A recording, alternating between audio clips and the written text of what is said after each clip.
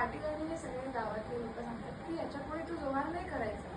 म्हणजे ते त्याला थोडंसं टोमणी किंवा असं की आता बाबा तुझे दिवस गेले जोहार करायचे, आता तुम्ही हरिजन किंवा आता बुद्ध धर्म येणार आहे आणि तुम्ही आता सगळे आमच्या बरोबरीचे होणार, असं ते त्याला सांगतात. आणि त्या म्हाताऱ्याला बिचारायला कळत नाही, त्याला फार वाईट वाटतं हे ऐकून की हे काहीतरी आता मला वेगळं करतायत.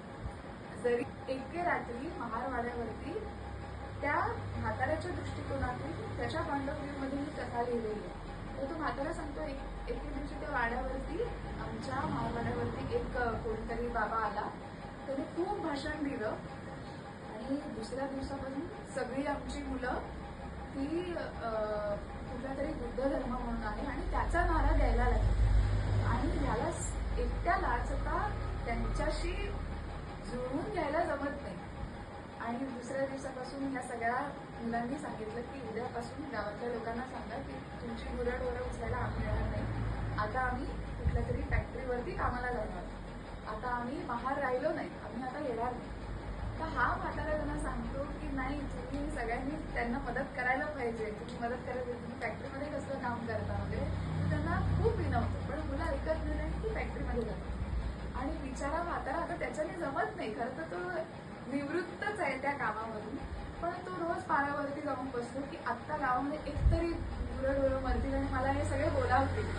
की ती जी आत्मिक समाधान आहे ना, ती माझी गरज गावाला आहे.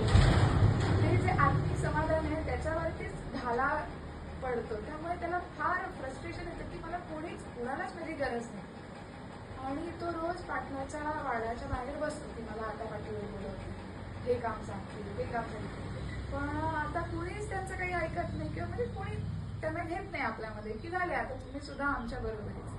आणि एक दिवस पाटलाच्या मुलीचं लग्न ठरतं आणि तर हा खुश होतो की आता लग्नामध्ये जी बत्ती धरायची असते त्याचा मान आता मला आहे, कारण मी महार आहे आणि सगळे महार बत्ती घेऊन फिरतात. त्यामुळे हा स्वतःच सगळ्या महारवाड्यावरती सांगतो की आता पाटलाच्या मुलीचं लग्न आहे, सगळ्यांनी बत्ती धरायची वरातीमध्ये. तर ते सगळे महार सांगतात पाटील गेला, त्याचं लग्नही त्याचं तो बघेल, आम्ही आता बत्ती धरणारे वगैरे महार नाही राहिलो.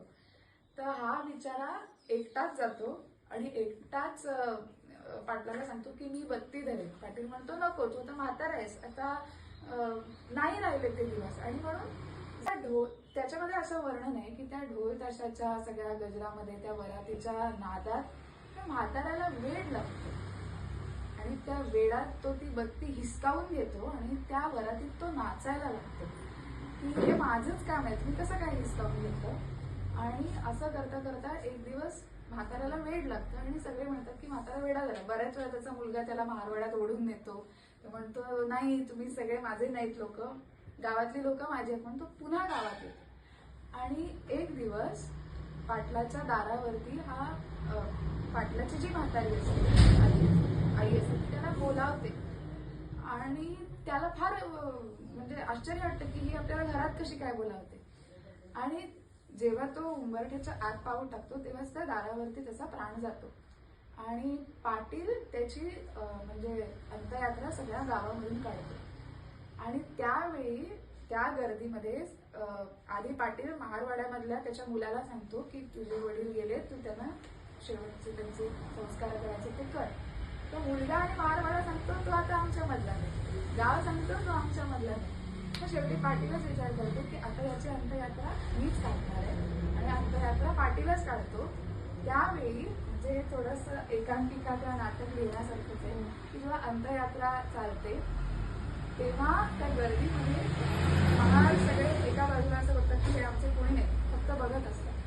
तर गावातला एक माणूस त्याच्या मुलाला सांगतो की शेवटी तुम्ही हे सगळं नाकारून, तुमच्या वडिलांना नाकारून किंवा गावाला नाकारून काय केलं, आज तुमच्यासाठी कोणी नाही पण तुझ्या म्हाताऱ्याची अंत्ययात्रा अख्खा गाव करतो. आणि तेव्हा कथेचं शीर्षक मला आठवत नाही, पण एखादी एकांकिका किंवा एखादं नाटक की एक समाधान असतं प्रत्येकाला की माझी गरज कोणाला तरी आहे. आणि ते जेव्हा समाधान जातं, ही जातीवरची कथा नाही किंवा डिस्क्रिमिनेशन किंवा ह्याची कथा नाहीच आहे, ते जे समाधान आहे हे मी अनुभवलं